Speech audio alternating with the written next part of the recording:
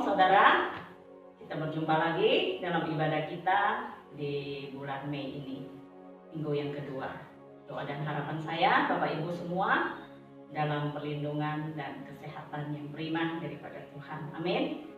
Bapak Ibu, seringkali kita melihat bahwa ini ada satu cerita ya. Ada seorang anak muda, ya, dia sudah putus asa saudara. Sudah 1 bulan diam di rumah, tidak bekerja, tidak melakukan apa-apa. Dia sudah mulai putus asa dan dia merasa sangat tidak tenang. Akhirnya dia mencari seorang sahabatnya yang lebih senior daripada dia, ya, juga salah satu anggota jemaat. Kemudian dia minta bapak itu supaya mendoakan dia, supaya kiranya Tuhan memberikan saya ketenangan. Akhirnya benar, bapak itu berdoa bagi anak muda ini. Dalam doanya dia katakan, Tuhan tolonglah kasihkan kesusahan besar kepada anak muda ini. Baik itu di pagi hari, Tuhan kirimkan kesusahan kepadanya. Dan juga waktu siang hari juga Tuhan kirimkan kesusahan kepadanya. Begitu juga dengan akhirnya tiba-tiba anak muda ini menyetop, memberhentikan doa bapak itu. Dia bilang, Pak, salah enggak? Yang saya minta itu adalah supaya bapak berdoa bagi saya, memberikan ketenangan, kesabaran menghadapi persoalan hidup saya. Kenapa bapak justru berdoa supaya saya mendapatkan kesulitan dan kesusahan besar? Saudara lihat, seringkali bahwa inilah yang menjadi kerinduan semua orang. Ya, suami mengharapkan bahwa istrinya bisa lebih sabar. Sebaliknya, istrinya mengharapkan suaminya bisa lebih sabar. Begitu juga orang tua mengharapkan anak-anaknya bisa sabar. Dan juga anak-anak juga merindukan orang tuanya untuk sabar. Lalu bagaimana caranya supaya bisa sabar, saudara? Satu-satunya, tidak ada cara lain bahwa kita harus melewati situasi dan kondisi tertentu untuk bisa menjadi sabar. Mari kita belajar dari apa kata Alkitab tentang sabar yang terambil dari Yakobus 5 ayat 7 sampai 11. Judul perikop bersabar dalam penderitaan. Saya akan membacakannya untuk kita semua. Karena itu, saudara-saudara, bersabarlah sampai kepada kedatangan Tuhan.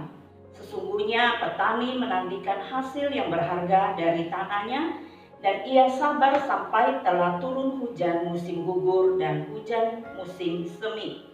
Kamu juga harus bersabar dan harus meneguhkan hatimu, karena kedatangan Tuhan sudah dekat. Ayat 9, saudara-saudara, janganlah kamu bersungut-sungut dan saling mempersalahkan, supaya kamu jangan dihukum. Sesungguhnya hakim telah berdiri di ambang pintu. Saudara-saudara, turutilah teladan penderitaan dan kesabaran para nabi yang telah berbicara demi nama Tuhan. Ayat 11, sesungguhnya kami menyebut mereka berbahagia, yaitu mereka yang telah bertekun. Kamu telah mendengar tentang ketekunan Ayub, dan kamu telah tahu apa yang pada akhirnya disediakan Tuhan baginya, karena Tuhan Maha Penyayang dan penuh belas kasihan. Dari bacaan firman Tuhan hari ini, saya mengangkat judul atau tema belajar sabar. Kitab Yakobus adalah satu buku manual tentang kehidupan. Seperti kita, saudara, seringkali waktu kita membeli elektronik atau contohnya handphone, ya, kita sering ketika membuka kotak, di dalamnya ada buku manual, yaitu cara untuk mengoperasikan alat tersebut. Nah, pertanyaannya saudara, apakah saudara dan saya ketika menerima elektronik baru itu kita langsung membaca buku manualnya sampai selesai, sampai kita mengerti, memahaminya, baru mengoperasikannya? Atau sebaliknya, kita langsung ambil handphone itu, utak-atik dan mengoperasikannya tanpa membaca buku manual yang ada? Ya, yang mana saudara? Kelihatannya yang nomor 2 ya. Nah, taruhlah bahwa katakanlah hari ini kita mengalami masalah, ya seperti tadi ketika kita mengoperasikan handphone, nanti kalau ada ketemu masalah, ya baru kita cari manualnya, baru kita cari buku manualnya untuk melihat, ya bagaimana cara mengatur ini dan itu. Begitu juga dengan hari ini, katakanlah hari ini kita mengalami masalah dalam hidup kita ini, dan sekarang kita sedang membuka buku manual itu. Apa kata Alkitab tentang sabar? Mari kita melihat ada 3 hal yang harus kita belajar dari apa kata sabar. Yang pertama, Alkitab katakan bahwa belajar seperti petani, di ayat 7 ya, saya bacakan. Sesungguhnya petani menantikan hasil yang berharga dari tanahnya, dan ia sabar sampai telah turun hujan musim gugur dan hujan musim semi. Inilah saudara, bagian yang pertama, bahwa belajar seperti petani, sabar menunggu waktu yang tepat, ya, waktu dia menanam, waktu dia mengairi, sabar, ya, mencabuti rumput, dan juga menjaga, menanti akan hasil panennya dalam waktu yang tertentu. Tidak bisa diburu-buru, tidak bisa dipercepat, semuanya harus sabar. Seperti seorang petani sabar menanti panen sesuai dengan bulan tertentu, tergantung dari jenis tanaman yang dia tanam, saudara. Sabar, kalau kita melihat jauh lebih dalam dari bahasa Mandarin, itu sebenarnya lebih menarik, saudara. Dalam bahasa Mandarin dikatakan renai. Renai ada 2 suku kata atau 2 karakter dari tulisan Mandarin. Yang pertama ren. Ren itu kalau kita melihat tulisan karakternya, di situ ada gambar hati, ya, ada tulisan hati, dan di atasnya itu ada sebuah pisau. Dan juga kalau nai itu terdiri dari 2 gabungan, ada di sana, dan juga chun. Chun itu artinya inji, itu dan, ya. Jadi kalau kita gabungkan dari semua kata itu, sabar dalam bahasa Mandarin itu renai, itu menggambarkan bahwa ada sebilah pisau tertusuk di atas hati kita, dan akan seinci demi seinci menusuk ke dalam sampai mengirisnya. Nah, kalau itu terjadi, hendaknya kita harus tetap bertahan, tidak bersuara, tidak membalas, dan tidak bergerak, saudara. Bila hati sudah tertusuk nih dengan pisau tadi, saudara, jangan bergerak. Ketika bergerak, maka akan tertusuk semakin dalam dan akan semakin sakit. Lukanya akan makin melebar dan akan semakin merasa sakit. Segala sesuatu di luar kekuasaan kita, saudara. Kita harus bersabar. Jangan bergerak, saudara. Sabar. Tenang saja. Pasti akan berakhir. Amin. Pemerintah katakan di rumah saja, ya sudah di rumah saja. Jangan bergerak, saudara. Bersabar. Tenang saja. Ini bagian pertama, saudara. Bagian kedua, saudara, belajar dari para nabi, kata Alkitab di ayat 10, ya. Saya akan bacakan untuk kita ayat 10, saudara. Saudara-saudara, turutilah teladan penderitaan dan kesabaran para nabi yang telah berbicara demi nama Tuhan. Ini penulis Yakobus mengingatkan saudara dan saya untuk belajar sabar. Kita harus belajar dari para nabi. Mari kita melihat bagaimana sebenarnya pekerjaan atau apa yang dilakukan oleh para nabi. Mengapa kita harus belajar dari mereka? Para nabi ini pekerjaan yang sangat tidak mudah juga, saudara.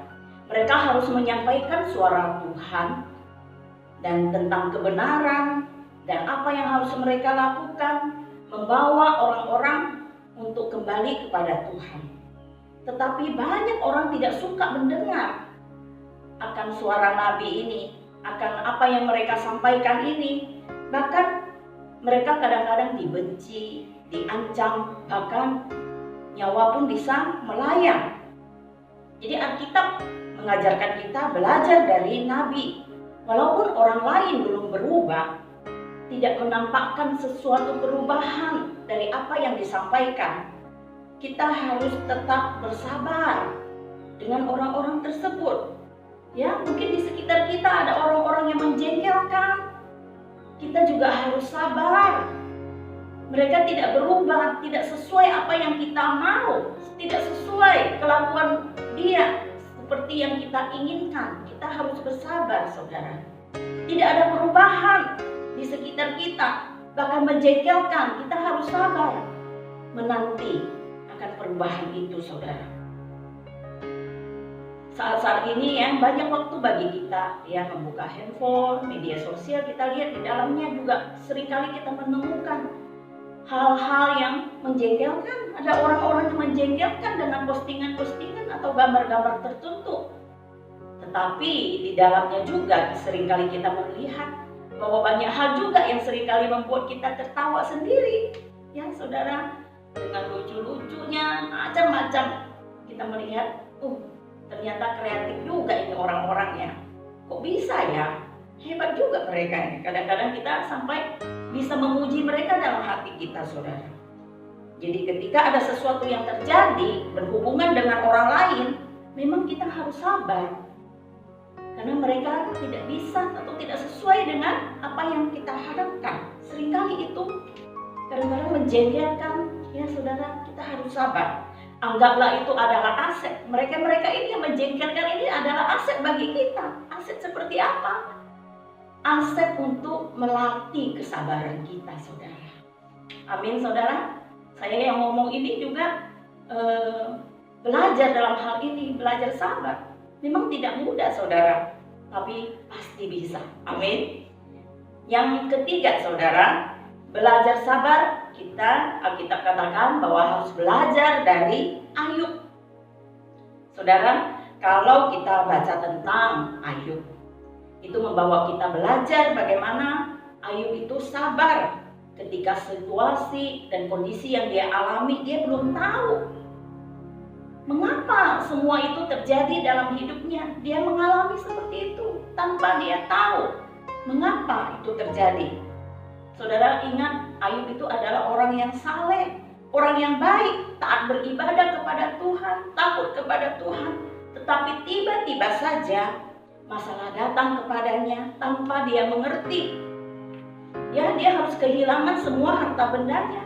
Anaknya meninggal, istrinya meninggalkan dia, dan dirinya sendiri harus kena penyakit kulit yang sangat mengerikan, saudara.